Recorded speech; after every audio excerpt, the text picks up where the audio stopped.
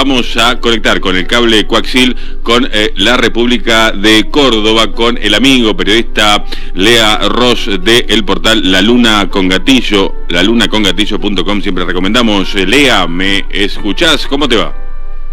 ¿Cómo va, chicos? ¿Me escuchan? Te escuchamos, fuerte y claro. Perfecto. ¿Cómo están, che? Bien, relativamente bien, podemos decir. No tan bien como la imagen del presidente. Bueno, qué sé yo, uno no debe subvalorarse cómo te miran alrededor igual, ¿eh? Mejor. Yo te veo medio fachero, por ejemplo. Epa, gracias. Y estás, no sé, por eso, vos estás... Estamos también muy invocando ciertas figuras, parece. Te veo que tenés a Maradona, sí. Yo tengo a Walt casualmente. No sé, hay... No sé, pensaba un poco sobre algunos canales de stream que están copiando un poco a lo que hace Milei de convocar a ciertas figuras. No sé, Milei convocando a la figura de Hayek, von Mises, sí. Figuras que nunca hemos leído y que no sabemos de dónde salieron. Ajá.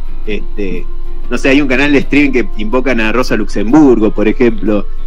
No sé, creo que estamos en un periodo donde se invocan ya figuras que quizás en un principio uno invocaba frases sueltas, ¿no? Claro. Bueno, en Córdoba siempre aparece algún que otro graffiti de Agustín Tosco, por ejemplo, pero ahora es algo más, la impresión mía, ¿no? Como que Milei nos llevó a, en cierta manera, hacer revisionismo de algunas cosas, y en este caso de ciertos nombres y apellidos que ahora vuelven a se trata de resurgir y a problematizar y a debatir, me parece. Que arrancó con el nombre de los perritos, acordemos. Los perritos arrancó ahí la cosa, me parece. Bueno, recordemos también a Cristina celebrando el bastón con los perritos, ¿eh? Claro, sí. Lo que pasó ahí fue que Cristina, cuando estaban ahí en plena Asunción, Cristina estaba viendo el bastón y le llamó la atención que había 4 perritos o 5 y en ese instante le pregunto, claro, a ver, lo que yo recuerdo en ese entonces, que ocurrió hace un año, es que Milei había pedido que en el bastón apareciera la figura de un león, en realidad. Y le contestaron que los que se encargan de diseñar los bastones le explicaron que no era buena idea porque la figura del león tiene una cierta connotación monárquica, digamos. Está en el himno incluso, en el himno argentino, ¿no? A sus pies rendido un león. Claro. Una parte que no se canta ahora. Claro, en una parte que está extraída, que sí, puede ser. No lo había pensado eso, pero en realidad siempre estaba, la figura del león siempre estaba como invocado como algo de esa índole. Entonces, como quedó descartado lo del león, eligió el de los 5 perritos, digamos. Y cuando Milei le contestó que eran por sus hijitos de 4 patas, ahí se rió Cristina y quedó inmortalizado en esa imagen de ella riéndose, sosteniéndole... creo que ella apoya su mano en uno de sus hombros, digamos, o en sus brazos. Sí.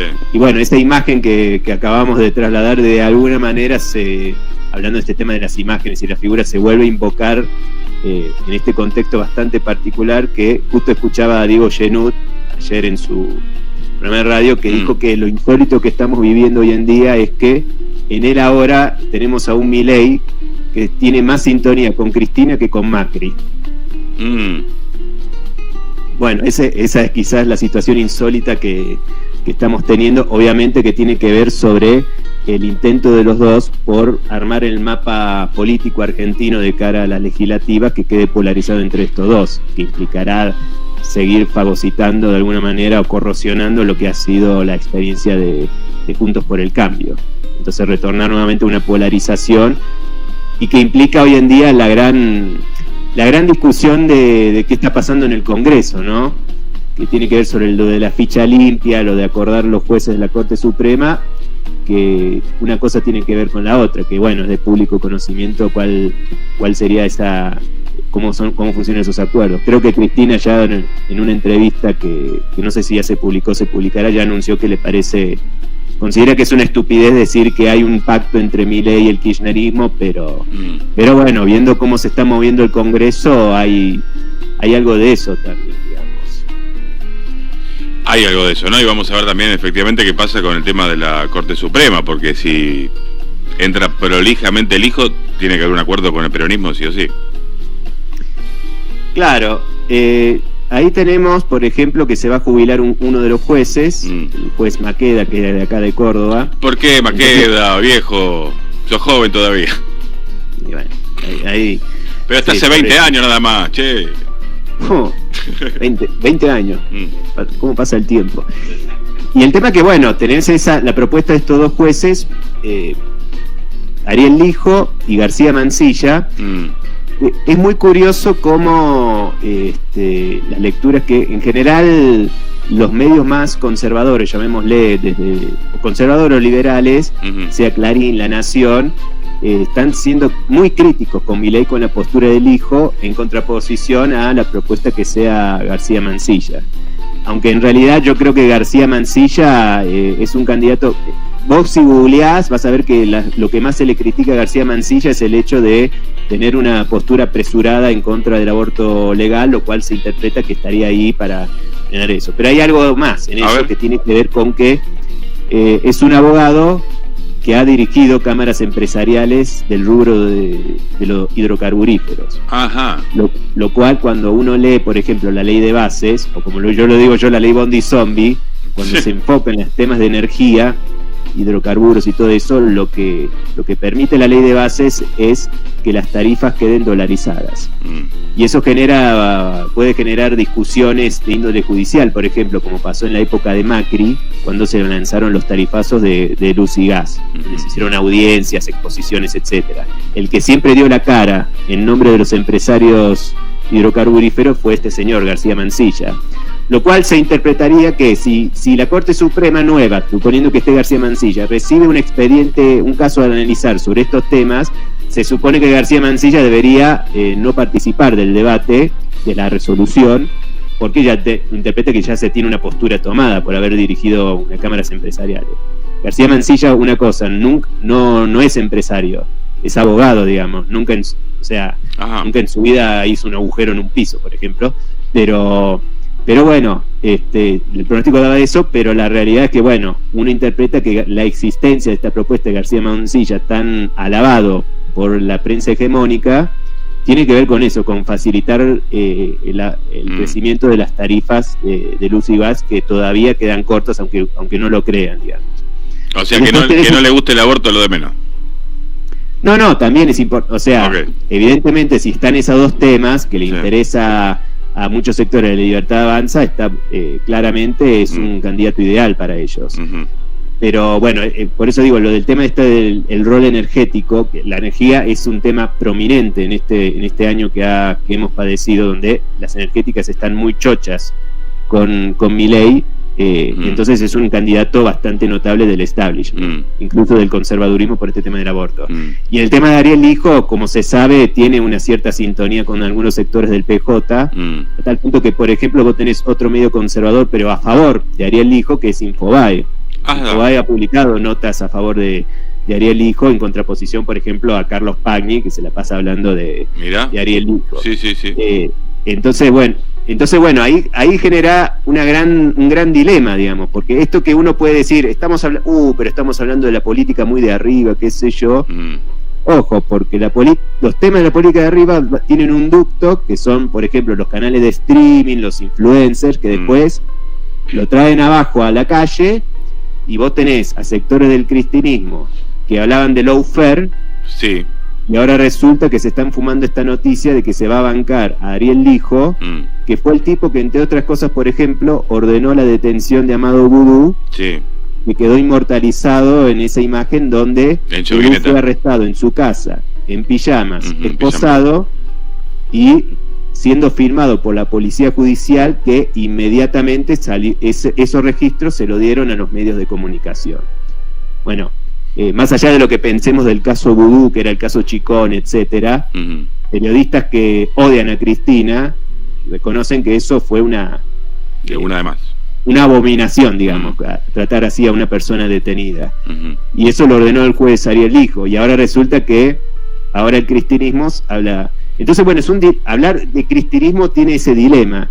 Se la pasaron hablando de lawfare, y ahora resulta que hay que bancar a lawfare, digamos. Vos estás haciendo esta diferencia, digamos, a ver si intuyo por lo que estás elaborando también. Ya hablamos de cristinismo, significa que se achicó un poco, que no hay un kirchnerismo ya, sino hay un cristinismo directamente. ¿Qué es ser kirchnerista? Justo mi compañera está en México y charló con alguien que se define kirchnerista, sí. Y tuvieron charlas, por lo que entendí. ¿Está en kirchnerista que está en México? No, bueno, no sé, digamos, pero hablando con una cerveza de por medio, bueno, hablaron de temas más generales sobre, obviamente al estar en México no podían, quizá, yo interpreto que no hablaron tanto de temas de coyuntura, sino de temas más profundos como qué es el Estado y esas cosas, digamos. Todos los sólidos se desvanecen en el aire. Claro, y yo le contesté, bueno, pero ¿qué es ser kirchnerista hoy en día? Porque yo te acabo de decir que Clarín y La Nación podemos decir, bardean a Milei por el tema del hijo. Sí. Ahora, ¿quién otro está bardeando por este tema de Ariel Hijo? El Destape. Sí, es cierto. O sea, Clarín, La Nación y el Destape acuerdan que es una cagada que el kirchnerismo o el cristinismo estén proponiendo a Ariel Hijo.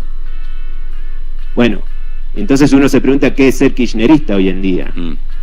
Porque puede ser cristinista, puede ser quisilofista, no sé, puede haber, si querés, Guillermo Morenista.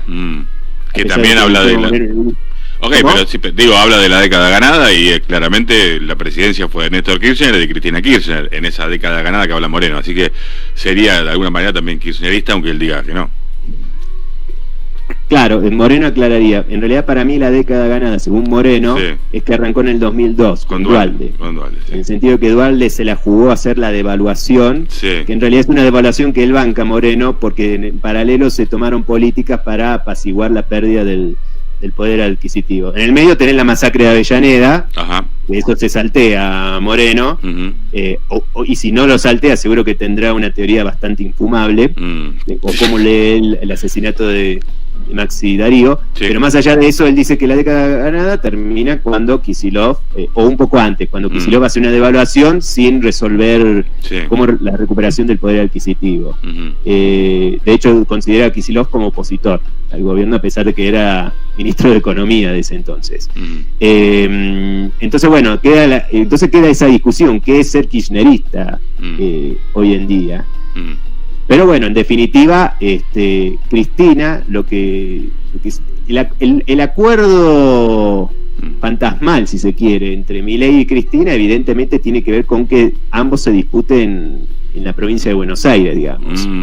Si se candidatea a Cristina, tendrá muchas chances de lograrlo, supuestamente, no sé cómo lo verán ustedes, pero bueno, uno no puede descartar nada, porque económicamente, porque recién arrancamos hablando de que tiene buena imagen Milei. Bueno, eso tiene que ver con que está logrando una especie de sostenimiento financiero monetario que permite que la inflación siga a la baja. Y eso y busca la vuelta que con estos malabares monetarios que está haciendo el mago sin dientes de las finanzas, de Caputo, sí, logre extenderlos hasta las elecciones legislativas. Sí. Obviamente que en el medio está este tema de que no nos está alcanzando la plata, y no hay pronósticos de que se puedan generar suficiente trabajo. En realidad, en la primera mitad del gobierno de Milei, uno pronosticaba que iba a subir la desocupación. Sí. No está subiendo tanto la desocupación. Lo que ocurre es que lo charlaba con un abogado laborista. Ajá. El problema que surge, mira, en décadas pasadas, cuando alguien perdió el laburo, normalmente pasaba un tiempito y esa persona podía conseguir otro laburo en el mercado formal. Hoy lo que está ocurriendo es que perdés el laburo, te cuesta conseguir otro en el mercado laboral formal y aceptás un contrato basura, o buscar la vuelta con lo que te ofrecen las aplicaciones. Por ejemplo, si vos tenés un auto, podés laburar en Uber. Sí. Si tenés una moto, laburás en Rapipago, por ejemplo. U otras maniobras, digamos. Pero en definitiva hace poco alguien me dijo que estaba trabajando de dar likes en YouTube. También puede ser. ¿Qué? Acá Cresta que... perdón, pero a ese lo están cagando. Pero están pagando, ¿Qué? Sí. ¿No? Me llegó un mensaje hace poco por Telegram, tipo, dale like, hacer reseñas en Google, te pagamos $2.000, decían. No sé, no creo. Vale. Bueno, después hay que ver si le pagan después, digamos. Yo especulo que a lo mejor puede haber alguna burbuja financiera ahí, viste, una cosa así, pero... Ahí está el dilema, te pagan al principio, después vemos. Bueno, parte de los contratos basura pasa con que no siempre tenés garantizado que te van a pagar.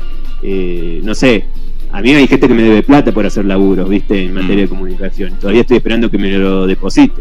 Entonces, bueno, parte de la incertidumbre laboral tiene que ver con eso, que no te están pagando a tiempo también. Pero está ocurriendo eso, que no sube la desocupación, sino que buscas otras fuentes laborales que te están ofreciendo los teléfonos celulares, el internet. Anteayer me entrevistaron para profundizar también un poco el año de Milei. Y es interesante la campaña del concepto de libertad, que fue muy efectiva, sobre todo en los jóvenes, porque cuando vos tenés una crisis económica tan notoria y ves que la política no te está ayudando mucho, estás contemplando que vos mismo podés conseguir laburo o facilitarte varias cosas desde tu teléfono celular, que es el mismo dispositivo donde vos te podés distender, podés ver series, podés ver reels. El celular no te está marcando la línea divisoria entre el trabajo y el ocio. Vos lo podés definir cuando vos quieras. Lo que les pasa también a los que laburan en las motitos del Rappi, digamos. Yo, si quiero, puedo dejar de laburar. Si necesito plata, sigo laburando. En otras palabras, te genera más libertad.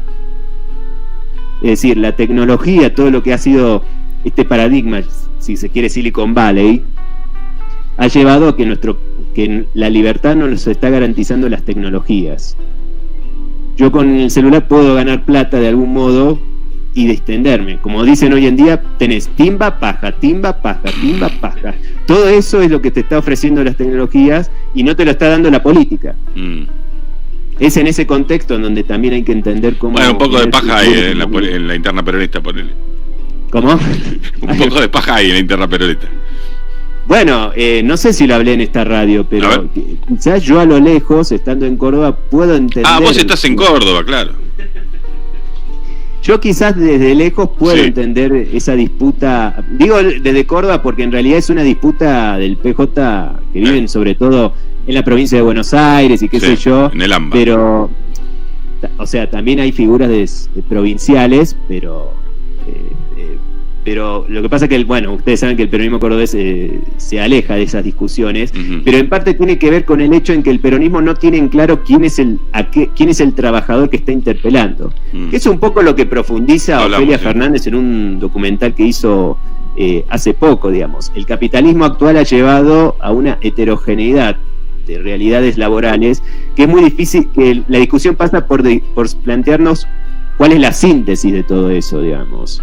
Sabiendo que Argentina tiene una historia reciente donde donde tiró los libros de filosofía de izquierda europea, que decía que el obrero de fábrica es el que puede encabezar unas revueltas magnánimas, y sin embargo el 2001 no lo encabezaron en cierta manera trabajadores obreros de fábrica necesariamente, fueron los desocupados, los piqueteros y la clase media que perdió sus ahorros. Entonces, bueno, eso es una situación bastante curiosa, una realidad bastante particular que tiene el país, y que hoy en día tenemos esta discusión sobre quién es el sujeto trabajador, porque lo que es cristinismo o kirchnerismo, el sujeto trabajador emblema ha sido el empleado público. Vos fíjate que, por ejemplo, alguien me contó que trabajaba en ANSES, vos estatizás las AFJP, ¿no? Sí. Ahora, que el Estado se haga cargo de los trámites previsionales, necesitas mucha gente. Entonces tuvieron que convocar varias gentes de confianza que tuvieron una mínima experiencia en gestión pública, municipal, provincial o nacional, y capacitarse para poder manejar los trámites previsionales, para poder llevar a cabo ANSES. Bueno, eso requiere muchísima gente y un ejercicio y una formación bastante compleja. Los satélites de ARSAT no lo hicieron empleados privados, eso lo hicieron empleados públicos. Entonces, bueno, evidentemente la figura del trabajador, y de ahí que vos tenés, por ejemplo, que no sé, la CTA de Hugo Yasky es el sector sindical que más apoya a Cristina, por ejemplo, y es un sector sindical donde hay muchos empleados públicos, profesores universitarios, académicos. Entonces la discusión pasa por ahí, ¿quién es el sujeto trabajador? Otros, como ven que ahora se ha vuelto demasiado elefantiásico el Estado, se le quiere pensar en otra figura trabajadora. El de Milei es el que acabamos de describir, el joven que logra emprender las redes sociales y qué sé yo. El de Macri era el de clase media que emprendía con cerveza artesanal y qué sé yo, y bueno, fue un fracaso. Y después tenés otras, bueno, Moreno que quiere que vuelva a ser el sujeto industrial, industrializar y todo eso. Y después acá ni siquiera, y el peronismo cordobés ni siquiera propone a los obreros, propone que sea el que invierta en valor agregado en el campo, digamos. Entonces, bueno, son realidades distintas, pero ojo, y Cristina, yo creo que ella es consciente de todo esto. Ella es consciente que no puede seguir recurriendo al empleado público como su referencia. ¿Vieron ese comentario de Cristina, que no hay registros, pero que todos los periodistas están de acuerdo que eso sí ocurrió, cuando ella habló de que en el peronismo había Poncios Pilatos y Judas, traidores y gente que se lava las manos? Bueno, ella lo dijo en una reunión en el SMATA, en el gremio SMATA. Me parece un tanto simbólico eso, porque vieron que se habla todo el tiempo de reforma laboral, que queda impreso en la ley Bondi-Zombie, digamos. Bueno, en general, cuando se habla de la reforma laboral, se habla del modelo UOCRA, ¿no? Sí. Que el modelo UOCRA tiene esa particularidad donde no es que el patrón tiene que hacerse cargo del seguro de desempleo del obrero, lo tiene que ser compartido, digamos. Entonces, un seguro donde el patrón se siente más asegurado de que puede despedir al obrero sin tener miedo a que después tenga que gastar mucha plata para el seguro de desempleo. Bueno, Cristina también pregona de a poquito una reforma laboral, pero no del modelo UOCRA, sino del modelo SMATA. ¿Qué significa modelo SMATA? Argentina, a pesar de la crisis macroeconómica recurrente, es uno de los principales países del mundo que fabrica pickups. ¿Y cómo se explica eso? Bueno, por 3 motivos. Primero, porque tenemos una economía muy primarizada, de pampa húmeda, de vaca muerta y minería, que necesitan pickups para trasladarse. Entonces, más o menos, si querés, 1/3 de las pickups que se ensamblan en Argentina se quedan acá para poder llevar a cabo esas actividades. Segundo, porque... ¿Cómo? Ajá, no lo había pensado. Mirá, sí. Segundo, porque tienen muchos beneficios impositivos en la industria automotriz. Y tercero, porque no tiene conflictos laborales. Porque tiene que ver con el hecho de que hay una sintonía fina entre los patrones de las automotrices y el SMATA, que un poco lo explaya un podcast que se lanzó hace poco que se llama La Fábrica, que el capítulo más conocido en que entrevistaron a un ex CEO de Toyota y al referente máximo del SMATA, explicando un poco esta sintonía fina que está teniendo el gremio con la patronal. Entonces, bueno, que el acuerdo es simplemente ceder ante las exigencias patronales, como jornadas laborales, laburar fines de semana, a cambio de que no haya despidos, por ejemplo. Entonces, bueno, Cristina opta por derechizarse, si se quiere, un poco a la hora de proponer una reforma laboral, solo que, bueno, tratando de no derechizarse tanto y hablar más del modelo SMATA, que no lo dice ahora, es el pronóstico que yo tengo, hablar más del modelo SMATA y no del modelo UOCRA, que es bien peronista, si se quiere, el lograr el equilibrio entre patrón y trabajo, digamos. Sí. Lo que pasa es que, bueno, implicaría en cierta manera que reconocer que que los trabajadores han recibido demasiados privilegios y ahora le toca el turno a los patrones, digamos. Entonces, bueno, esa es la discusión, a mi entender, que se le viene al kirchnerismo.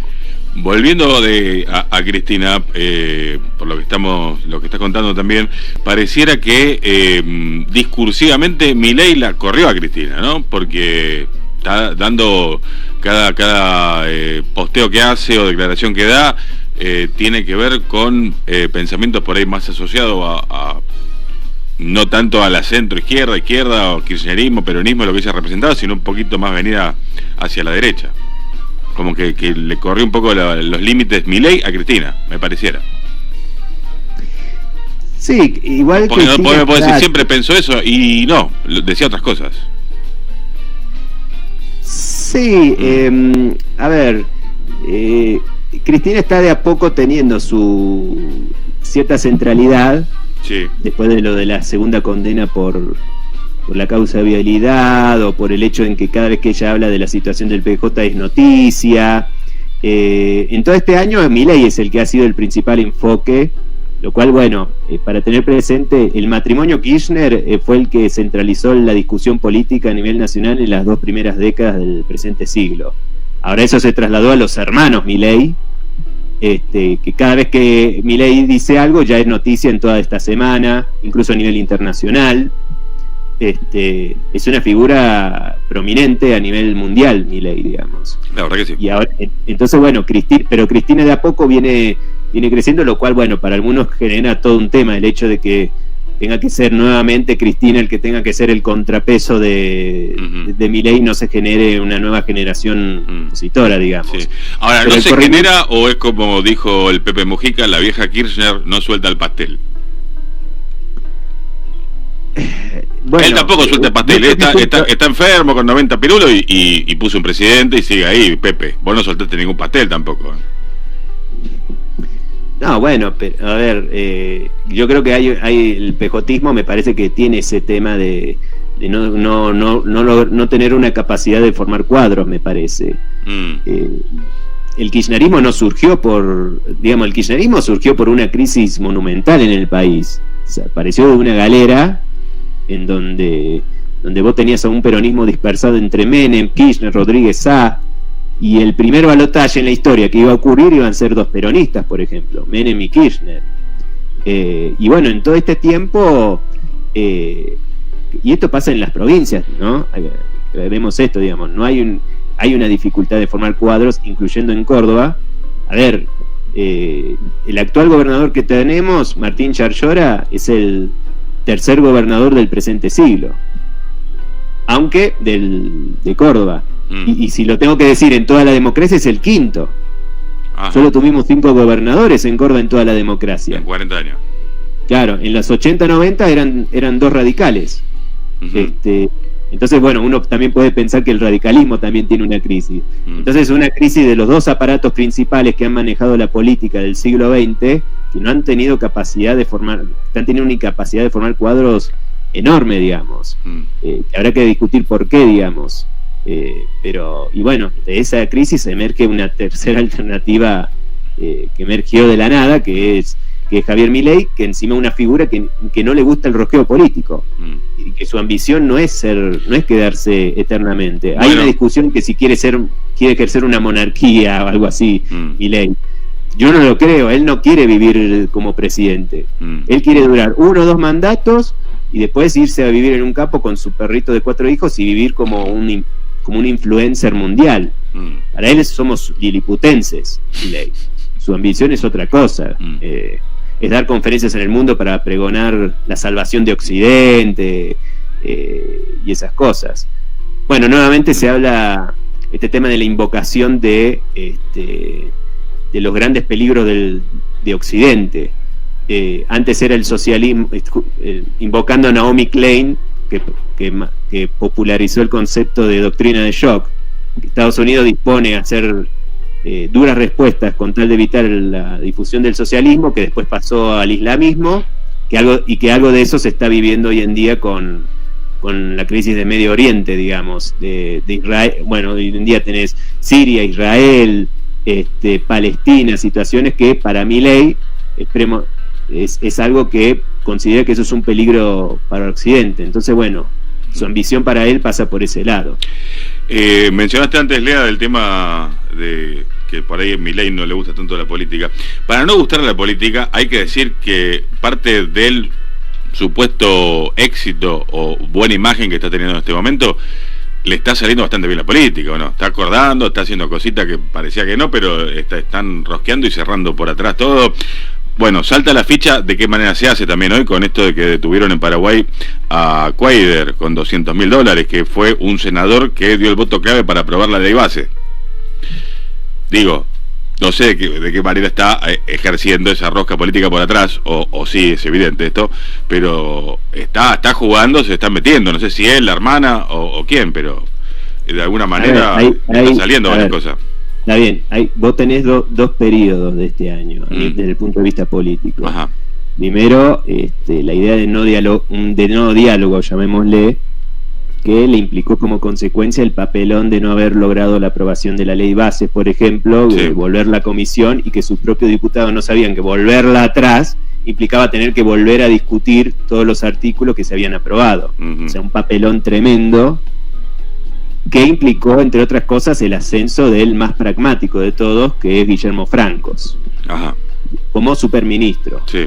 Ya no como jefe de gabinete, no como ministro del Interior, sino una jefatura de gabinete que acapara en el organigrama ministerios que lleva, porque por ejemplo, lo digo cómo incidió eso en Córdoba, por ejemplo, tener una reunión con el mismísimo gobernador Martín Yarlora para proponerle la provincialización de obras públicas programadas a nivel nacional, de la cual, como se sabe, obra pública nacional, 0 o casi 0, nada, y entonces la estrategia Francos es, le propongo a las provincias provincializar esto. Incluso una empresa estatal nacional que tenemos en Argentina es FADEA, la fábrica de aviones. Ajá. Se está discutiendo de que se provincialice, por ejemplo. Es decir, mantener el déficit fiscal 0, la estrategia Franco, llamémosle, es provincializar varios gastos que estaban a nombre de nación. Tiene menemismo, ¿no? Porque el menemismo también implicó eso, dejar de gastar en educación y en salud y que se hagan cargo las provincias. A lo sumo les damos subsidios y manejen los subsidios como quieran. Entonces, bueno, esa provincialización, federalización, es lo que permite tener un diálogo más fluido con los gobernadores y de ahí incidir en votos en el Congreso, en ayudar a gobernar a Milei, digamos. Entonces, bueno, esa situación más pragmática es lo que le está permitiendo mayor estabilidad institucional a Milei, lograr, por ejemplo, un grupito, mejor dicho, de radicales con peluca, como se le dice, y obviamente a un par de gobernadores peronistas que optan por apoyarlo porque creen que pueden beneficiarse con la cuestión del RIG, digamos. Hay una total ausencia de identidad nacional, digamos, una especie de supuesto federalismo que en realidad tiende a desaparecer la cuestión de lo nacional, donde los dirigentes provinciales solo piensan en sí mismos, en sus propios ranchos, digamos. Y esa es la estrategia que está llevando a cabo Milei y que por eso les está yendo bastante bien en el manejo del país, digamos. Le está yendo bien el manejo del país. En el país, en el sentido en que estamos hablando, ¿no? Que no ves que hay protestas prominentes, ¿Sí? no hay obviamente que es discutible de qué hablamos cuando hablamos de que le va bien, porque por ejemplo, Macri ganó las PASO del 2017 y creo que había juntado más votos que cuando ganó como presidente. Uno diría, bueno, entonces quiere decir que le está yendo bien. Y inmediatamente después, ¿qué pasó?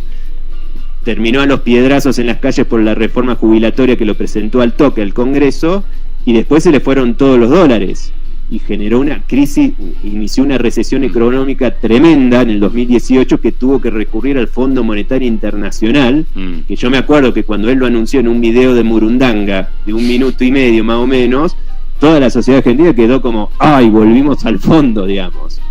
Entonces uno diría, ¿entonces le estaba yendo bien en el 2017?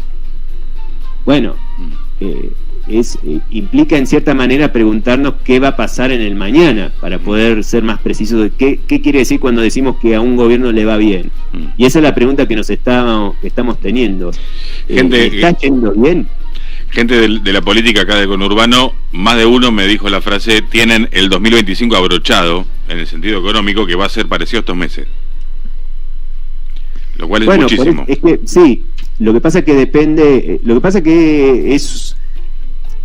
que también hay otra variable a tener presente, que como dice Manuel Álvarez Agis, apareció un conejo de la galera que fueron los dólares del blanqueo, que ni el gobierno esperó que fueran tantos, 20.000 millones de dólares, de gente que evadió y que se agarró a esto con la cantidad de beneficios que tienen.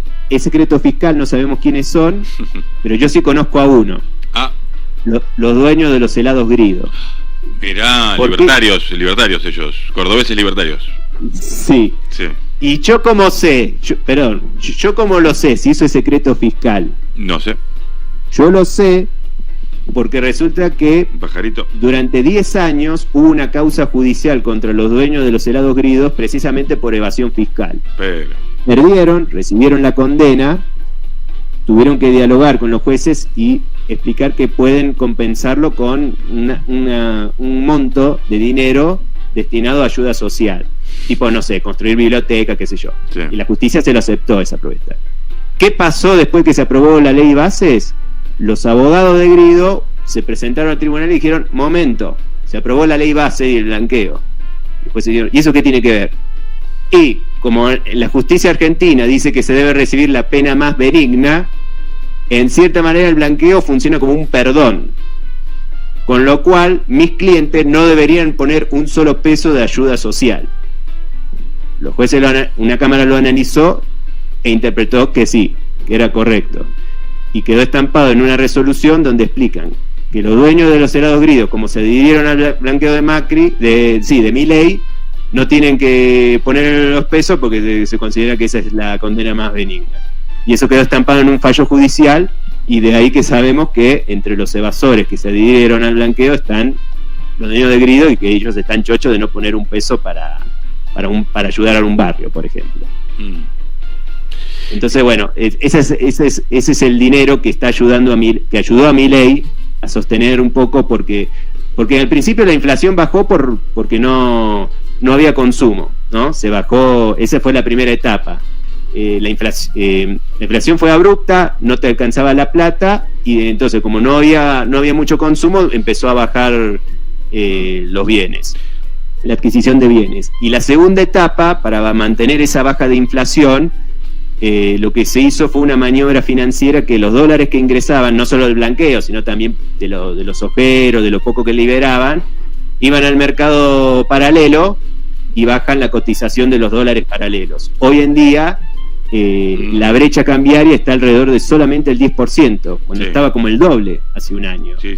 Entonces, bueno, eso genera la tensión de presión de los sectores concentrados para devaluar, se va achicando, a los ojeros les convenía liberar, y entonces, bueno, hoy en día tenés esa llegada de dólares que apacigua un poco para algunos de que no va a haber una devaluación. Hay otros que todavía mantienen la idea de que sí puede haberla, pero más allá de eso, porque también está el tema de discusión si saca o no el cepo. La idea de que no entran dólares tiene que ver también, según los sectores financieros, que el cepo te genera inseguridad. Entonces no traes para invertir en algo productivo, sino más para la especulación financiera. Pero en definitiva es eso, digamos, esa maniobra que está haciendo el mago sin diente de las finanzas, trata de estirarla como un chicle hasta las elecciones legislativas. ¿Qué va a pasar después de las elecciones legislativas si es que no explota algo en el medio? Vaya uno a saber. Y vaya uno a saber si aparecerá otro conejo de la galera. Pero por ahora, a grandes rasgos, también eso explica por qué se está volviendo más o menos estable la cosa. Sobre todo cuando tenías pronósticos que decían que no iba a durar ni 3 meses, ni 6 meses, digamos. Ya se está por cumplir un año, digamos. Entonces, bueno, por ahora es eso. Le va bien en el sentido que también decíamos que le iba bien a Macri en el 2017 y después fue una catástrofe en el 2018. Lea, para cerrar, agradeciéndote mucho como siempre la participación, si tenemos que contar algo de Córdoba que solamente vos nos puedas contar, porque acá pongo noticias de Córdoba y lo primero que me salta es Ulises Apóstolo, el asesor de un legislador de Córdoba que renunció para entrar a Gran Hermano. Bueno, bastante simbólico eso. Ajá. Él, sí, creo que sí. La entrada de este personaje en Gran Hermano me parece que también tiene que ver sobre algo que está ocurriendo, que es el hecho de cómo la política, uno podría decir, se faranduliza, pero también tiene que ver el hecho de cómo entretenerse, digamos. Hay una cuestión de la posmodernidad, que esto lo plantea incluso Agustín Laje. Me he estado leyendo los libros de Agustín Laje. Ah, qué trabajo. Tiene que ver sobre esta cuestión de cómo la nueva dirigencia política se inmiscuye en las cuestiones de espacios del entretenimiento. No sé si se enteraron, pero el canal Blender acá hizo un programa especial dedicado a Harry Potter, de 2 horas. Ajá. Sus figuras estaban disfrazadas de Harry Potter, qué sé yo. Y en el cierre de esa transmisión pusieron un sketch donde estaba, no sé, Rebord y el otro que no sé cómo se llama, que tiene cara de nazi, que era haciéndose pasar por Harry Potter y Ron, que van a ver al profesor Dumbledore. Sí. ¿Y quién interpretó al profesor Dumbledore? Guillermo Moreno. Guillermo Moreno. Bueno. O sea, Moreno hablándote de magia y de bajada de línea peronista. Bueno, esto que parece una locura, me parece que va a ser más habitual de lo que esperamos, digamos. Sobre todo una cosa que de Gran Hermano, quizás me estoy alejándome de Córdoba, pero lo que pasa es que en Córdoba todavía es está muy desertificado esta idea de la farandulización, de la cuestión mediática, a pesar de que brotó una figura como Agustín Laje, que es el influencer, que vuelvo a repetir, Agustín Laje... ¿es cordobés?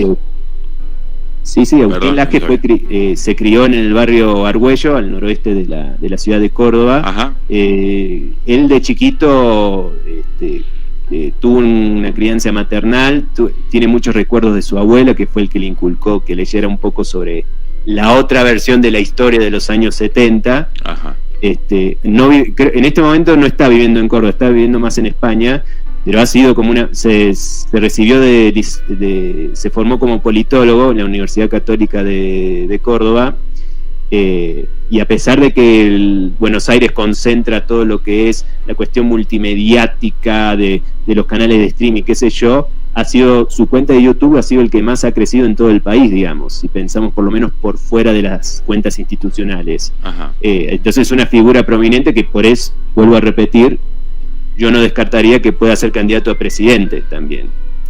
Entonces, ahí me están llamando. Entonces, bueno, pero él profundiza este tema de cómo lo político trata de emparentarse con la diversión. Y en el caso de Gran Hermano, por ejemplo, la discusión de la política quedó atravesada por la figura de esta participante que se llamó Furia. Porque una cosa que llamó la atención de la figura de Furia, que es el personaje que más conocemos, aun quienes no miramos Gran Hermano, es que no llegó a la final. Sí. ¿Y por qué no llegó a la final? Porque los televidentes de Gran Hermano se cansaron. Les pareció un personaje atractivo y se cansaron. Entonces los análisis apuntan a que, Milei, deberías prestar atención a lo que le pasó a Furia.